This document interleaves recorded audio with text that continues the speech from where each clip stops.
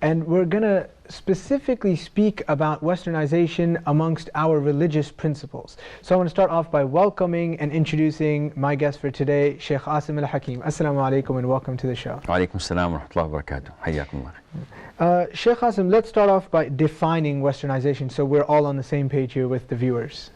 Bismillah, alhamdulillah, wa salatu wa salamu ala rasulillahi wa alihi wa sahbihi man ihtada bi hudahu, amma ba'd. Westernization is a state of mind where the Muslims tend to mimic or copy the Western style of thinking, of living, and in some cases even in practicing their religion.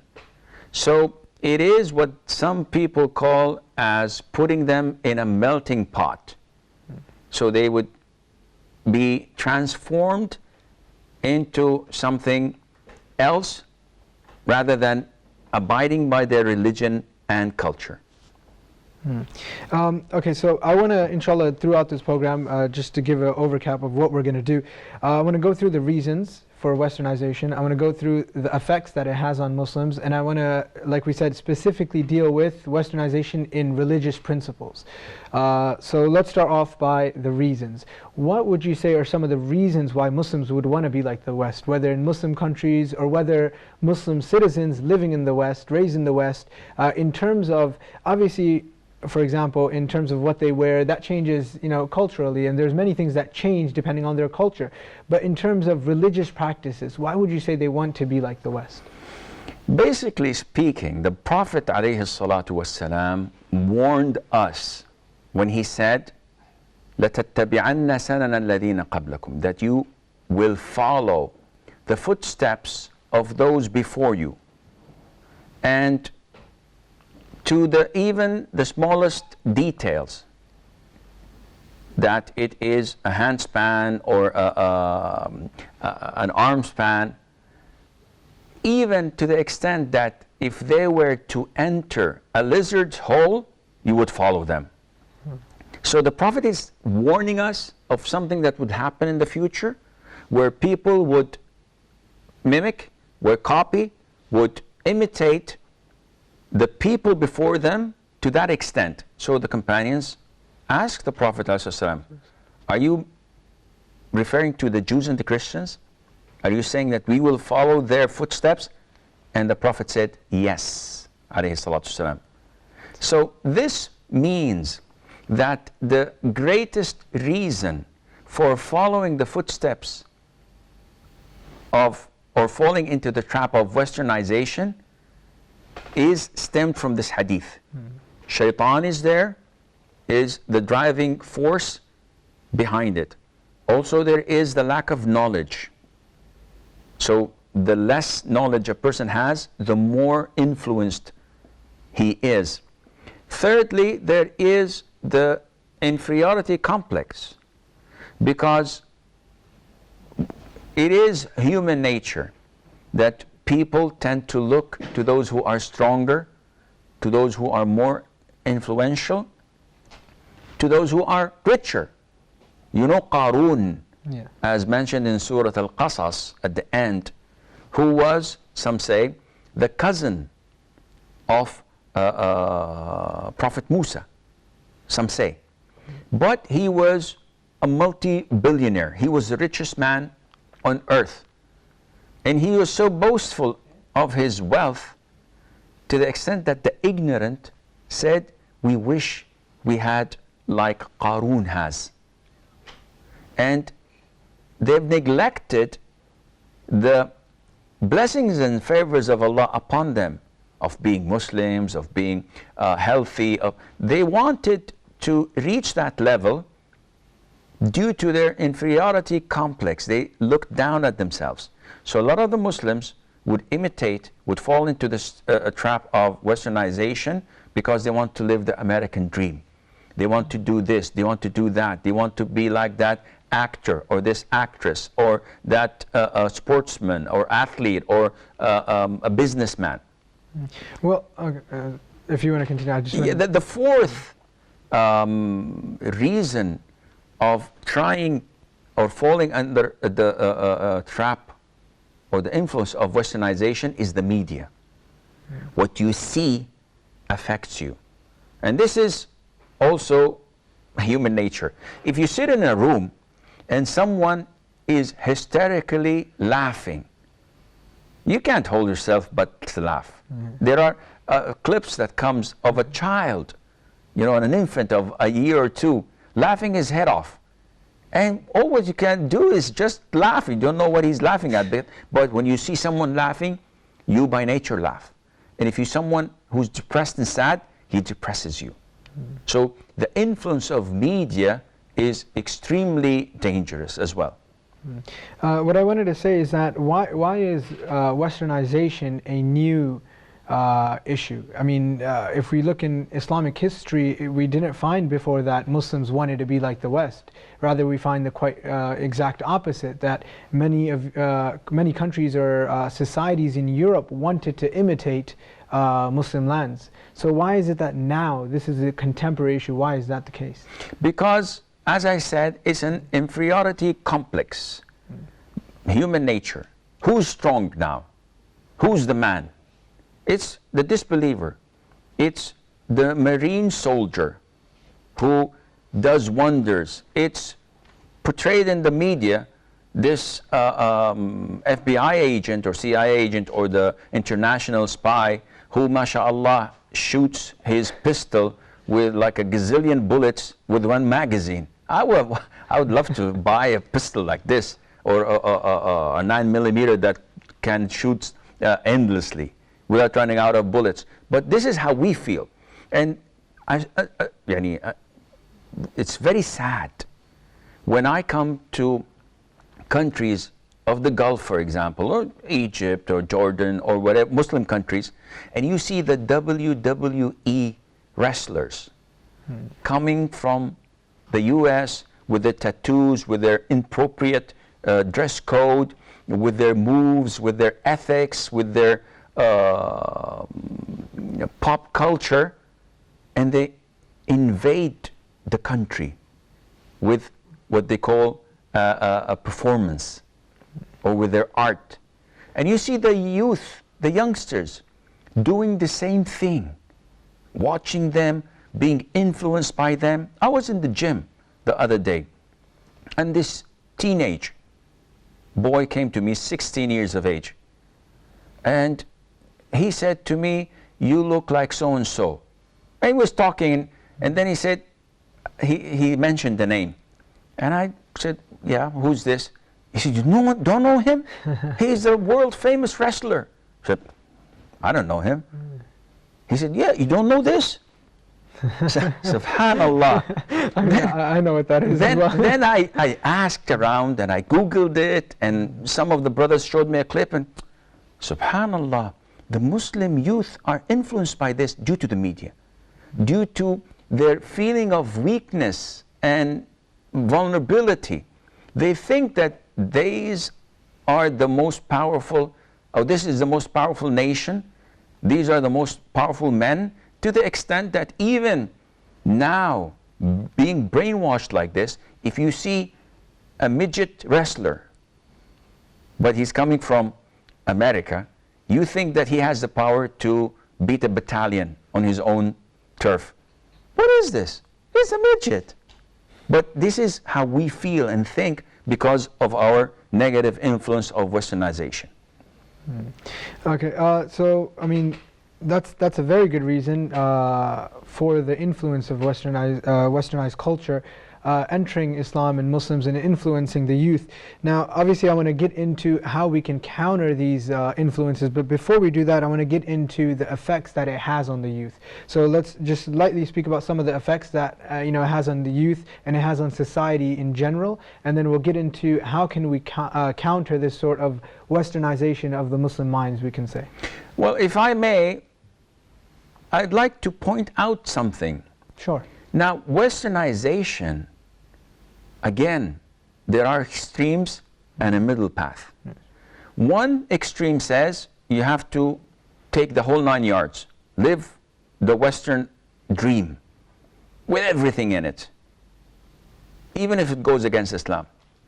And on the other extreme we have the anti-Westernization who would even refuse riding a car or using a mobile phone, or they look at electricity as a menace from the West and prohibiting all of these things. And by the way, this is not hypothetically speaking. There are segments of the society in some Muslim countries who are like the Amish. They think all of this civilization stuff is haram and taboo. Islam is not like this. Islam tells you, because so many liberals come to you and secularists from among the claim to be Muslims, say, why are you wearing a watch? Why are you riding a car? This is innovation, this is bid'ah, this is Westernization. So, no. Don't go down that line. Our role model, alayhi salatu wasalam, used to wear what is known as jubbatun rumiyah. It's from the Byzantines, but it's a form of clothes that the Prophet used to wear. He used to wear ni'al sabtiyah. That is from Yemen, and Yemen was not a Muslim country. So taking what is good is highly recommended, but staying from what affects your religion and goes against the teachings of the Quran and Sunnah, this is a must. Nowadays, if you want to look at it in a contemporary way, I go to Western universities to study. I learn their medicine, their engineering, I learn their knowledge and sciences to benefit Islam and the Muslims. But I do not go to the extreme of taking what is not permissible in Islam, their lifestyle, their ethics, their morals, their religious practice. So I think we need this concept to define exactly what Westernization, the do's and the don'ts. So we can say the negative Western influences in terms of negatives in terms of against our religion or against the core principles of our religion. Now before we get into how we can counter these negative effects, we're going to go for a short break, so stay tuned.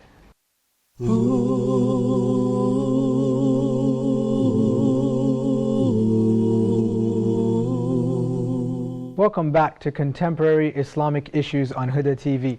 Now, before we went for that short break, we were speaking about the Westernization of Islamic societies. And the Sheikh mentioned that it's not all types of Westernization, it's the negative aspects that affect our religion. And we said when we come back from this short break that we will speak about how we can counter this. But before I actually speak about how we can counter this, Sheikh, something very interesting that you mentioned before we went for that break was that the Prophet ﷺ wore a Roman thobe and he wore slippers that were from Yemen. And there's a very common concept, and it's a famous hadith of the Prophet ﷺ on imitating the non-believers. So doesn't this fall under this? Doesn't wearing a Roman thobe or slippers from non-Muslims fall under imitating the kuffar, or how do we define this concept in Islam? Okay, a small correction. It was not a Roman thobe or a Byzantine thobe. It was made in Byzantia. So what's the difference, Sheikh? When I wear a cap or something to cover my head from the sun, that everybody does wear it, there's no problem. But if I wear a hat that only people in Texas wear it, they have a problem. The Prophet ﷺ said in the hadith you have referred to, which was narrated by Abdullah ibn Umar, may Allah be pleased with him and with his father, the Prophet said in a long hadith at the end, وَمَنْ تَشَبَّهَ بِقَوْمٍ فَهُوَ مِنْهُمْ, that whoever imitates a people, then he is part of them, he's one of them. Now, to understand this hadith, you have to look into what is considered to be part of the other people's culture, that nobody shares it with them, or part of their religion, or part of their social way of living, and by what is shared commonly by people. So if someone says, Sheikh, you're wearing a watch, I said, okay, what's the problem? Which is a quite nice one as well. So, what is the problem with that? He said, no, this is from the kuffar. So yeah, but Muslims and non-Muslims wear it. You're wearing a suit and a tie, and this is the dress code of the kafir. But it's also shared by hundreds of millions of Muslims. So it's not only specifically for the disbelievers. Now this is something shared by everyone. So the Prophet ﷺ, when he wore that jubbatun rumiyya that was made in Byzantium, this was not an indication or a sign. Whomever saw him said, "Ha, he is from Byzantium. He is from the Romans." No, this was worn by everyone. Now, this is different to someone wearing a specific type of clothes that is only worn by kafir or disbelievers, non-Muslims. So if a woman goes into a party wearing a kimono, for example, the tight dress of women in Japan. Japan is not a Muslim country. So following their culture is not permissible in that aspect. And I'm shocked by some of the people who go to Japanese or Chinese restaurants and they eat with these chopsticks. And you see the rice falling on their laps and what are you doing? I said, I'm eating Chinese food with chopsticks. Akhi, the Chinese food is okay for you to eat, it's halal.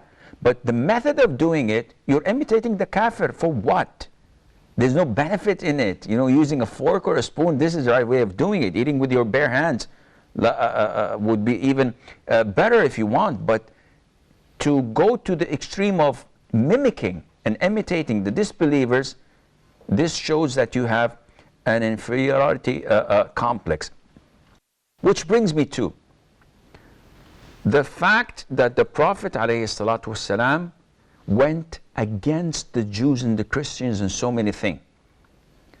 And if you go through the Sunnah, you will always read the phrase خَالِفُ الْيَهُودَ وَالْمَجُوسَ وَالنَّصَارَى, go against the way of the Jews, the Christians, and the fire worshippers. Don't do this, don't do that. Even when it comes to the pre-dawn meal in fasting, or breaking your fast after sunset. The Prophet said, ﷺ, the people are still in good terms as long as they hasten to break their fast and delay and postpone their pre-dawn meal, because the people of the book do not do this. Praying in your sandals is a sunnah. The Prophet said, ﷺ, go against the Jews. Pray in your sandals, because the Jews do not pray in their sandals. They pray barefooted. Growing the beards, the Prophet, for men of course. I don't want the sisters to go say, oh, let's do it. The Prophet said, alayhi salatu wassalam, خالف اليهود والمجوس والنصارى أعفوا اللحى أرخوا اللحى أسبلوا اللحى أكرموا اللحى أطلقوا اللحى. All of these verbs indicating an instruction and an order to let go. And the reason, the main reason, it's a sunnah, but also another reason is to go against them. So in short, we have to have our identity. Westernization comes to remove all of that. And this is probably why when someone calls for sunnah, people try their level best to discredit him. Wherever you go, in Muslim world or in non-Muslim countries, those who call for the sunnah, for preserving the heritage of our Prophet ﷺ, usually they are sought after to ban and to stop. Why? Because this is what maintains the people's heritage and faith. In Sahih Imam Muslim, Abdullah ibn Amr ibn al-As, may Allah be pleased with him, came to the Prophet ﷺ with two garments which were dyed in saffron, a yellowish herb that gives the clothes a very bright, shiny yellow color. Now, among the Muslims, this type of clothes was only worn by the disbelievers. So what did the Prophet do, alayhi salam? When he saw him, he said, Abdullah, did your mother order you to do this? And this is sort of reprimanding him in a very harsh fashion, because a man, he's not his mama's boy. He's a grown-up man. So when you ask him this question, this means that a man does not do this. Abdullah acknowledged immediately, and he knew his mistake. So he asked the Prophet ﷺ, should I wash them? Because washing them would remove the saffron from it, and it would become white again. The Prophet said, no, burn them. Scholars interpreted this hadith by saying that this is the dress code of the kafir, of the disbelievers. And as a form of reprimanding him, washing it would have done the job. But he wanted it to stick in his mind by telling him to burn it so that he would not ever imitate the disbelievers again. Sheikh Qasim, I want to ask you two questions actually that many of the viewers are probably thinking by now. So after listening to your explanation, two things popped into my mind. The first being that obviously we're supposed to follow the Sunnah of the Prophet ﷺ, and at the same time you said that we've been ordered to separate ourselves or distinguish ourselves from the Christians, the Jewish, and the fire worshippers. Now, say for example, all the Jews start growing their beards exactly how the Muslims do it. Now, do we have to differentiate ourselves in this aspect? Because now if we grow our beards in a certain way, if we grow our beards long and trim our mustache, this is what every single Christian is doing now. So how can we differentiate ourselves in this? That's a very good question. And it's hypothetical. It will never happen.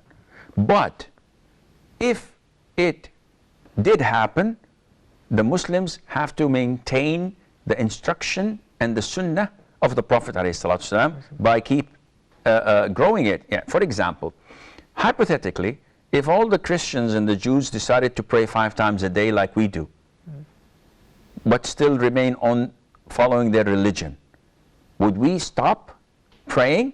No, because this is an instruction to pray. And there's a byproduct of it, which is to go against them. So if they were to follow suit and to imitate us, this does not mean that we have to as well go against them and leave our prayers.